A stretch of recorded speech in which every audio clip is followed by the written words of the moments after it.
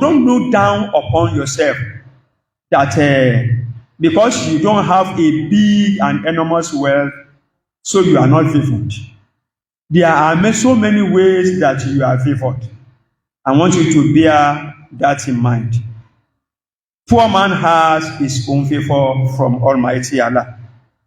As I said, there are some 3 assignments placed down by Almighty Allah. Each of these assignments is divided into 2 halves. But the most important half is left for the poor man to solve. It's left for the poor man to solve.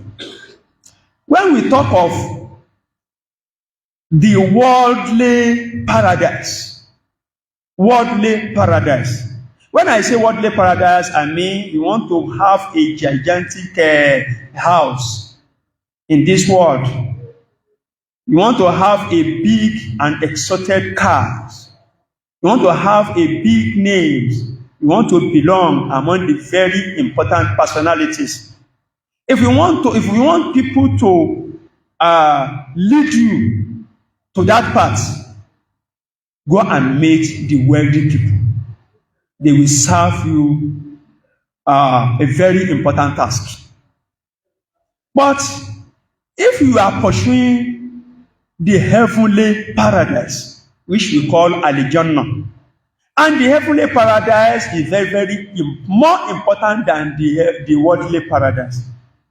If you want to enter into the heavenly paradise, don't go and meet the wealthy people. They cannot solve your problem. Go and meet the poor people. I mean the prophet of Almighty Allah. They are not wealthy. They are among the poor people.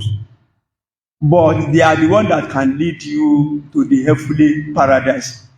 And mind you, this worldly paradise will finish one day in a twinkle of an eye. Al-Quran says, "Wala al-akhiratu khayrun wa abqa." But the heavenly paradise, you will remain there forever and ever. Which one is more important? You want to tell me that poor man is not favored, and they were given that kind of crucial assignment. Number 2, if you want to have knowledge, you want to become a genius in terms of trading and acquiring wealth through trading, go and meet the wealthy people.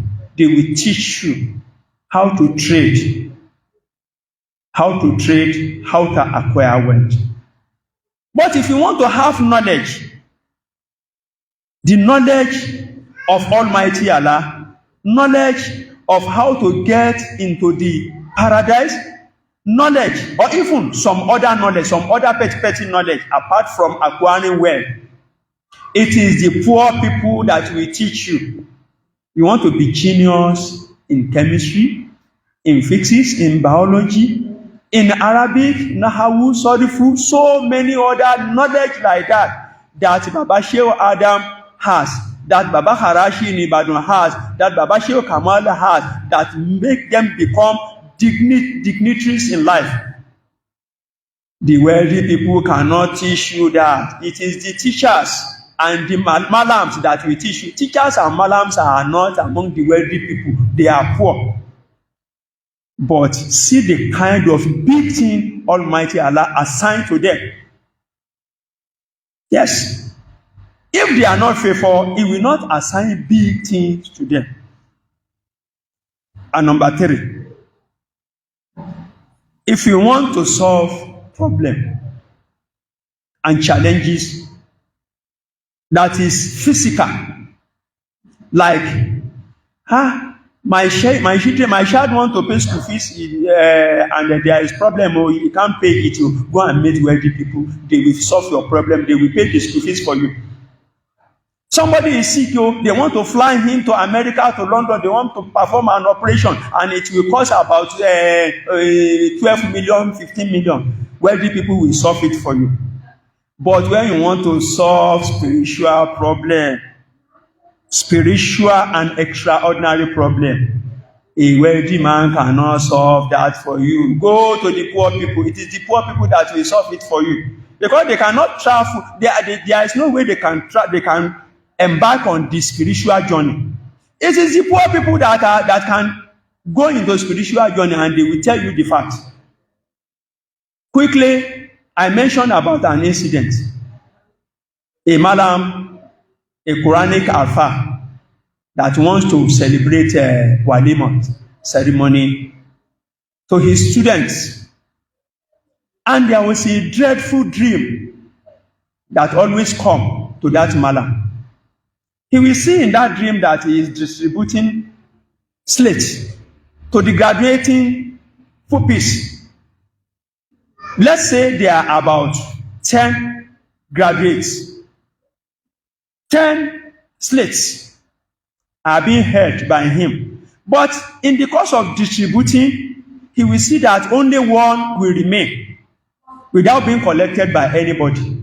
And when he will look into that slate, there is a face there, the face of a certain one of the graduates there. What is the meaning of this? He rushed to his own sheikh. My sheikh, I am having so dream. The sheikh went into his knowledge. He said, what Almighty Allah has shown me here is that person you are seeing, that boy you are seeing, will not be among the celebrants that day. And something bad will happen that will not allow him to be among the celebrants. How will we solve this problem? He said, collect these holy names. Go and use it to pray in so way. If Almighty Allah answer the prayer, you will never see that dream again until the day of Walima. It means the problem is solved.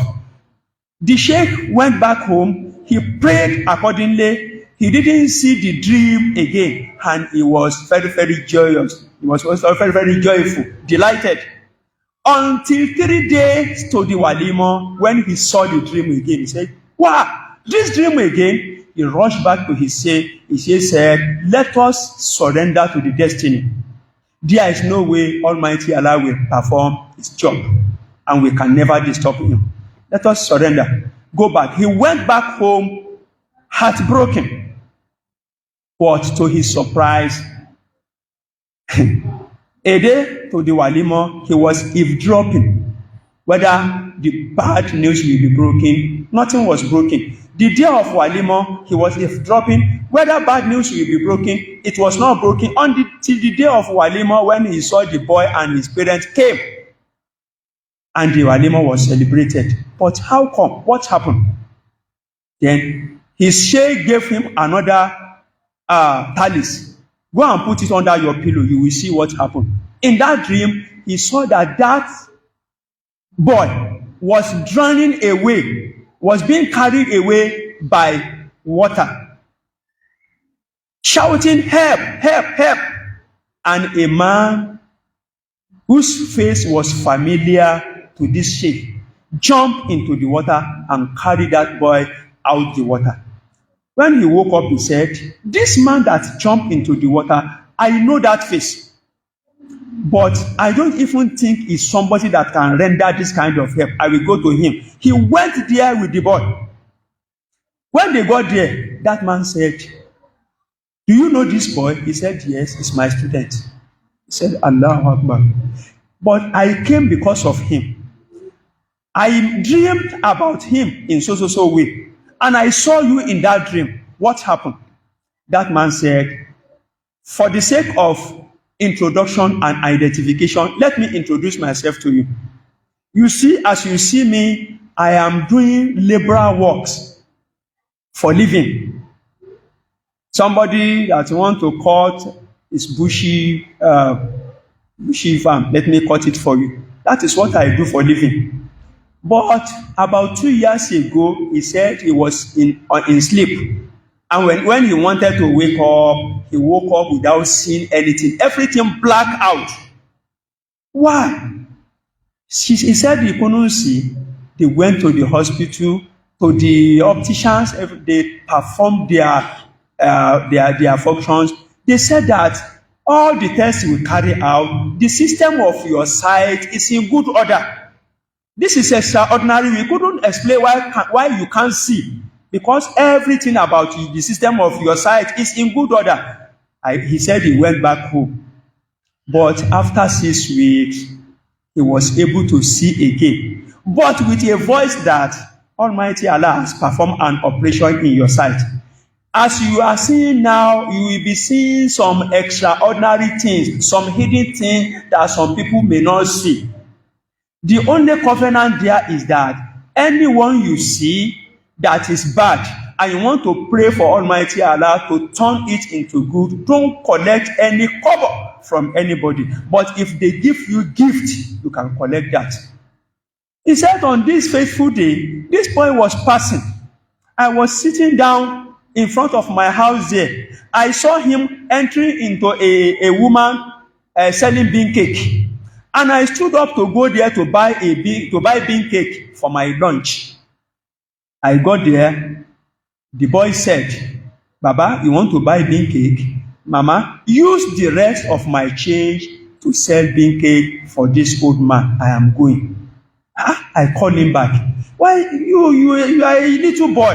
He said, I have enough money. Let them use my change to sell bean cake for you.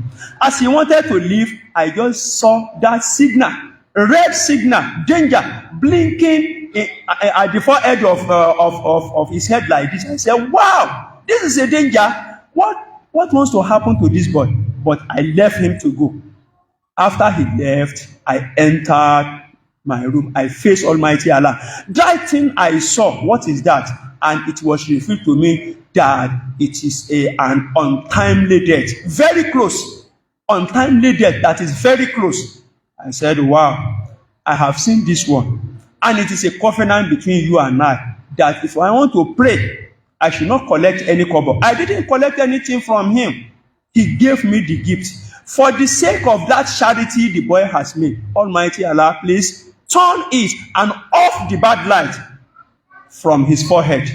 He said, I continue to say it, and I was seeing his shadow. The red light did not off, or it's here. I got asleep.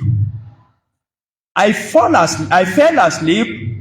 In my dream, I heard a voice that boy, the red light is already off, and he will live his life. My people, that man that Almighty Allah used to solve the problem is not a wealthy man, he's a poor man. Are you still telling me that poor man is not favored? For Almighty Allah to assign that kind of assignment, that kind of crucial assignment to somebody, and he is poor, it means poor man is favored.